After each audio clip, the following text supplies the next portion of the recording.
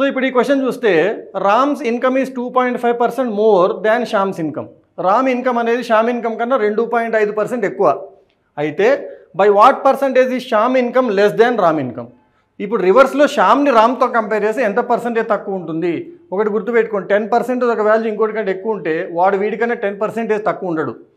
So percentage అనేది ఇటువైపు నుంచి అటువైపు చూసినప్పుడు ఎంత ఉంటుందో అటు నుంచి ఇటు చూసి అంతే ఉండదు అనేది కాన్సెప్ట్ అమ్మ. ఒక్కసారి ఆప్షన్స్ మీద దృష్టి వేయండి. మనకి 2.5% మోర్ ఉంది ఇక్కడ.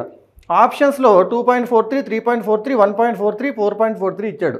అంటే మీకు బేసిక్ పర్సంటేజ్ కాన్సెప్ట్ ఐడియా ఉందా లేదని అడిగాడు. ఈ క్వశ్చన్లో ఇంకేం అడగలేదు. ఒక చిన్న లాజిక్ చెప్తాను.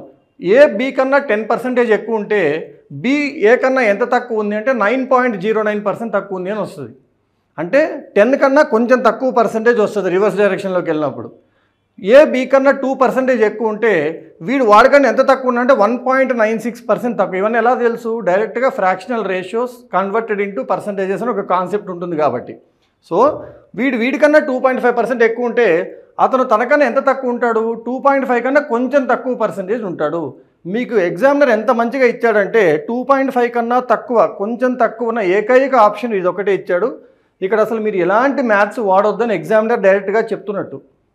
సో మీరు దాన్ని వాడుకొని టైం సేవ్ చేసుకొని ఇక్కడ మిగిలిన టైంని వేరే క్వశ్చన్స్లో ఆన్సర్ చేసుకోవాలి. టైం మేనేజ్మెంట్ అంటే మనం చేయాల్సిన పని మాత్రమే చేసి టైం మిగిల్చుకొని కొంచెం లాంగ్ క్వశ్చన్స్కి వాడుకుంటే అన్ని క్వశ్చన్స్ ప్రాపర్గా ఆన్సర్ చేయొచ్చు. ప్రతిదానికి ఫార్ములా వాడాలని ఎక్కడా లేదు. ఇప్పుడు ఈ 5-6 క్వశ్చన్స్ మనం డిస్కస్ చేసిన దాంట్లో ఎక్కడా కూడా మన ఫార్ములా అనేది వాడలేదు, ఎందుకంటే అవసరం లేదు కాబట్టి. సో ఈ విధంగా కరెక్ట్గా కాన్సెప్ట్ ఏంటో తెలుసుకొని 30-40 సెకండ్స్లో క్వశ్చన్స్ క్రాక్ చేస్తే లెవెల్ 1 ఎగ్జామ్స్ ఈజీగా క్రాక్ అవుతాయి.